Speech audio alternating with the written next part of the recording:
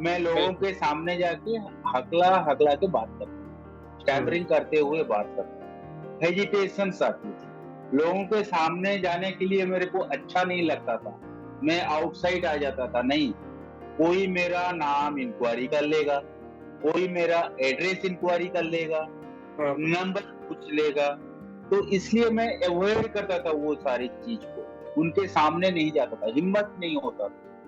Interview देने जाना है तो हिम्मत नहीं होता था। लेकिन आज के डेट में हर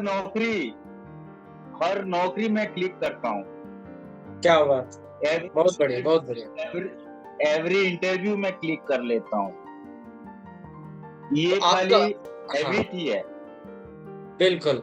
तो जैसे आप जिस दिन मेरी ट्रेनिंग आपने स्टार्ट किया था, उस टाइम से लेकर आपका रूटीन में आपने क्या चीज ऐड ऑन किया? क्योंकि मैंने तो आपको काफी सारे इंस्ट्रक्शन दिया था, तो आपने उसको अपने मतलब लाइफ में, अपनी लाइफ में मतलब उसको अपने कैसे हैबिट में लेके आए, कैसे रूटीन को और उसका जो स्केड्यूल है उसको आपने कैसे बनाया, ताकि लोगों को पता लगे कि हमें दिन में, पूरे दिन में क्या करना है, कितनी प्रैक्टिस करनी है, इम्प्लीमेंट किस तरीके से करना है, और लोगों के सामने जो बात करने में डर लगता है उसको आपने कैसा ओवरकम किया?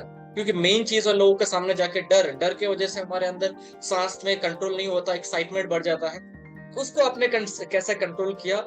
ये वो तो मुझे तो पता है, लेकिन मैं चाहता हूँ कि लोगों को पता हो, लोगों को आपके मुंह से सुनना ज्यादा अच्छा रहेगा, क्योंकि आप जब अपना एक्सपीरियंस बताएंगे, जो अभी अभी मतलब कुछ महीने पहले स्टार्ट किए, 3-4 महीने पहले, और अभी स्टैमरिंग को ओवरकम किया ऑलमोस्ट 90-25%, तो लोगों को वो ज्यादा मतलब क्लिक करता है माइंड में कि नहीं, हम डायरेक्टली इनसे सुनने के लिए मिलता है जिन्होंने स्टैमरिंग ओवरकम किया है। तो जरा बताइए आपका रूटीन में क्या था, कैसे प्रैक्टिस करते थे, कैसे इम्प्लीमेंट करते थे? आपका म्यूट हो गया, म्यूट हो गया। जो अपना प्रैक्टिस है, मैं दिन में तकरीबन 3 से 4 बार प्रैक्टिस रोज करता था, और आधा घंटा से 1 घंटा का प्रैक्टिस होता। वो जो प्रैक्टिस है उसमें ब्रीदिंग है, ब्रीदिंग 10 से 15 बार या 2 से 4 मिनट, और फिर अपना इंट्रोडक्शन अकेले एक जगह में रह के ब्रीथ को प्रॉपर यूटिलाइज करके, ब्रेन के साथ ब्रीथ का कोऑर्डिनेशन करके अपना इंट्रोडक्शन देना विथ प्रोलोंगेशन को यूज करते हुए हम 2 वर्ड लेके प्रैक्टिस रोज करते थे। ये प्रैक्टिस हो गया, जब आधा घंटा खत्म हो गया, तो उसी टाइम में जाके वही आधा घंटा के अंदर लोगों के साथ, जहां पे हमारा स्टैमरिंग ज्यादा होता था, मार्केट में अननोन लोगों के सामने जहां पे ज्यादा होता था, उसी अंदाज से हम जाके बात करते थे। तो बात करते करते रोज हैबिट में आने लगा, ब्रीथ आने लगा, ब्रीथ ऑटोमेटिक आके ऑटोमेटिक इनफ्लो आउटफ्लो होने लगा। ये स्टार्टिंग में तो नहीं हो रहा था, क्योंकि स्टार्टिंग में तो बहुत, मतलब स्टार्टिंग में बहुत प्रॉब्लम होती है, हो नहीं पाता, सांस में कंट्रोल नहीं हो ब्रीथ पाता। बहुत हेजिटेट होती है स्टार्टिंग में, अंदर जाके अंदर ही रुक जाना, बाहर नहीं निकलना, और उसी टेक्निक को यूज होने के लिए किसी के सामने अगर भी आते हैं तो वो टेक्निक प्रॉपरली यूज नहीं होना, ये सब होता है। लेकिन वो जब आपके हैबिट में आता जाएगा, वो ऑटोमेटिक निकलता जाएगा, और ब्रेन को एक तो लेवल मिल जाएगा कि हाँ, आप ये लेवल क्रॉस कर चुके हो। तो जब ये कॉन्फिडेंस आ जाएगा कि नहीं, मैं अभी अननोन लोगों के सामने जाके आराम से बात हो जाएगा, तो उसी टाइम आपका स्टैमरिंग और नहीं होगा, उसी सिचुएशंस में और आपका स्टैमरिंग नहीं होगा। ऐसे की एग्जांपल लेते हैं, मैं मार्केट में जब जाता हूँ कोई दुकान में, और उसी दुकान में जाके मुझे पनीर 1 किलो चाहिए करके मैं मांगता था आगे, जब आपका जो मेरा होता था, तो उसी टाइम बहुत स्टैमरिंग होता, लाइक पनीर 1 किलो दो, इस टाइप का होता था। और इसलिए मैं क्या करता था, एग्जैक्टली एक्सक्लूसिव दुकान में जाता था जहां पे खाली पनीर मिलता हो, और उसी को जाके उंगली से दिखाता था वो मेरे को 1 किलो दो, तो वो दुकानदार को समझ में आता था कि उसको पनीर चाहिए। लेकिन आज के डेट में मैं एक्सक्लूसिव स्टोर पे जाता हूँ जहाँ पे बहुत सारी चीज रखा हुआ होगा, और वहीं पे जाके मैं इंक्वायरी करता हूँ, आज मेरे को 1 किलो पनीर चाहिए। तो यही अंतर है आगे का और अभी का। 100 डेज मेरा लगभग 120 डेज मेरा लगभग है, और लगभग मैं 80 to 90% 80 to 90% मेरा ओवरकम हो चुका है स्टैमरिंग। एक बार आज के डेट में भी एक्साइटमेंट होती है, जो अभी हुआ मेरे अंदर। दिख रहा है मुझे, वो दिख रहा है। और अभी मैं ब्रीथ लेके मेरा जो एक्साइटमेंट है उसको मैं कंट्रोल करके फिर आपके सामने वर्ड्स को क्लियरली बताया। तो इसी को आपके हिसाब, आपके अकॉर्डिंग अल्फा स्टेज में आना बोलते हैं। बिल्कुल बिल्कुल। तो ये ब्रीदिंग का लेक है। उस टाइम मेरा ब्रीथ अंदर नहीं गया था और मैं ज्यादा एक्साइटमेंट हो रहा था, जिसके लिए स्टैमरिंग होने लगा। लेकिन मैं ब्रीथ जब ले लिया अंदर और आराम से मैं एयर फ्लो के साथ वर्ड को निकाला, अल्फा स्टेज हो गया, ब्रेन मेरा पूरा एक जगह में रह गया और आराम से वर्ड निकला।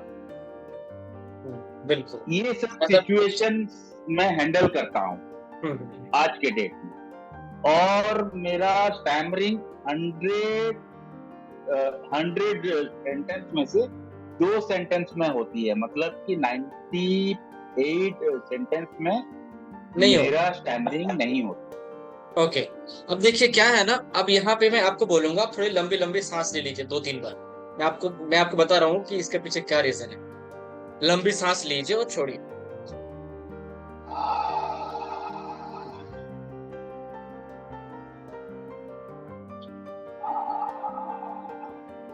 हाँ, ओके। अब बात ये है, अभी अगर आप कुछ बोलेंगे ना, अभी अगर आप फिर से कुछ बोलने के लिए जाएंगे तो अभी आपको ज्यादा प्रॉब्लम नहीं आएगा। नहीं आएगा, एग्जैक्टली। इसके पीछे रीजन क्या है मैं आपको बताता हूँ।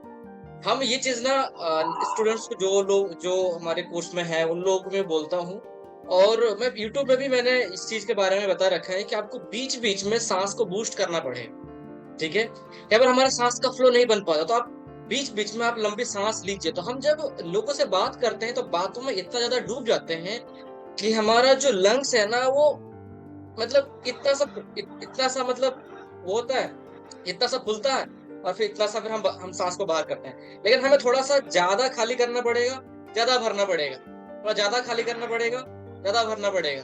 लेकिन हम एक्चुअल में जब हम बात करते हैं एक स्टैमरिंग पर्सन, तो वो इतना सा करते हैं, इतना सा, इतना सा, इतना सा। वो ज्यादा सांस अंदर बाहर नहीं छोड़ते, ज्यादा सांस अंदर नहीं लेते।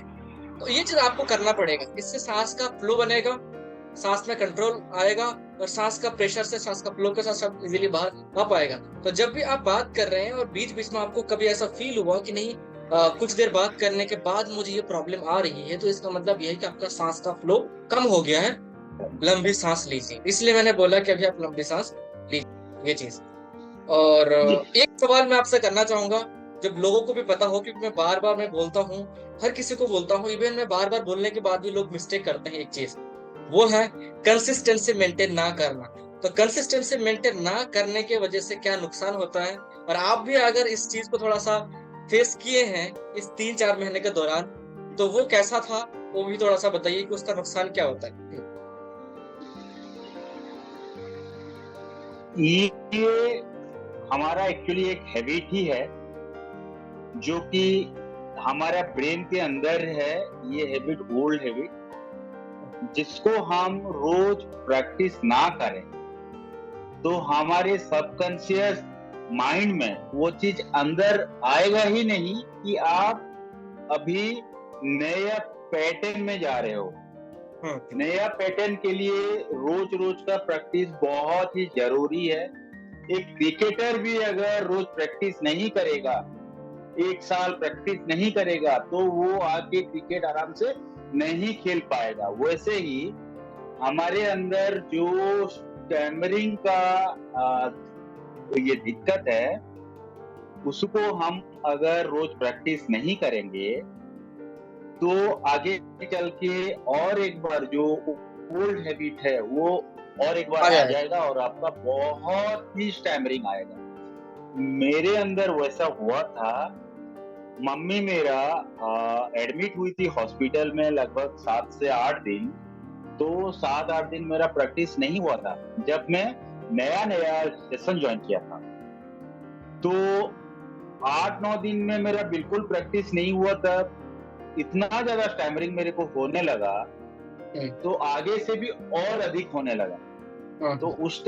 उस टाइम से मैं रोज़ प्रैक्टिस करता हूँ और आज के डेट में मेरे ब्रेन में है कि मैं किसी भी आदमी से बात करूँ, तो स्टैमरिंग फ्री होके बात करूँ, अच्छे से बात करूँ और अपना इम्प्रेशन उसके सामने रख के बात करूँ कि मैं एक स्टैमरर नहीं हूँ।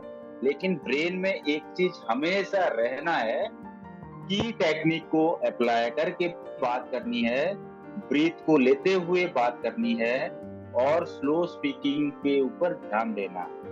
इतना चीज़ अगर आ गया हैबिट में, तो ये हकलाना कभी नहीं आएगा। 100% है, स्टैमरिंग कभी नहीं आएगा। बिल्कुल। तो बस मैं लास्टली इतना ही बोलूँगा कि देखिए आपकी एज जैसे कि 38 है। एज जितनी ज़्यादा होती है ना, उतना समय ज़्यादा देना पड़ता है इसमें, ठीक है? क्यों? क्योंकि आपका पैटर्न जो है वो बहुत पुराना है, बहुत ओल्ड होता जाता है, और भी ज़्यादा वो मजबूत हो रहा है, और भी ज़्यादा वो कहीं न कहीं स्ट्रॉन्ग हो रहा है। तो एज अगर कम है, तो टाइम भी थोड़ा कम लगता है, ठीक है? तो क्या है कि आपकी एज कहने की 38 है, तो मैं आपको बोलूँगा कि ये 3 महीना आपके लिए काफ़ी नहीं है, 3-4 महीना, ठीक है? ये जो फुल्ली स्टैमरिंग को ओवरकम करना, अभी भी 5% 10% हो सकती है, कहीं पर भी स्टैमरिंग हो जाएगी। आपको अभी थोड़ा टेक्निक को लेकर थोड़ा कॉन्शियस रहना है, ठीक है? स्पीड एंड साँस पे थोड़ा कंट्रोल रखना पड़ेगा, ठीक है? 1 आधा साल के बाद ये जो आपको प्रॉब्लम दिख रही है, ये भी नहीं दिखेगा बिल्कुल भी बिल्कुल 1% दिखेगा, ऐसा बीच-बीच में 1% नहीं 0.1% हम कह सकते हैं। इतना आपको दिखेगा, इतना कम।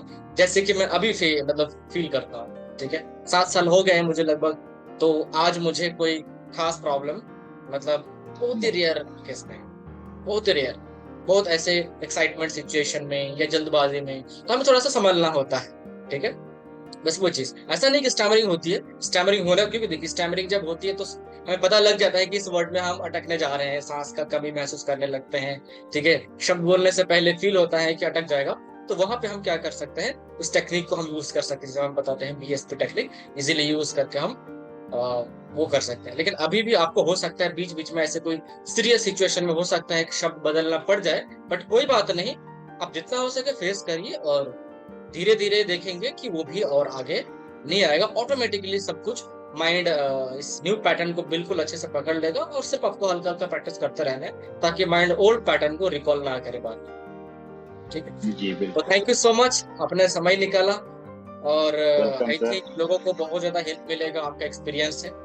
सो वन्स अगेन थैंक हाँ यू जी so sir. Much. Okay. Thank you sir.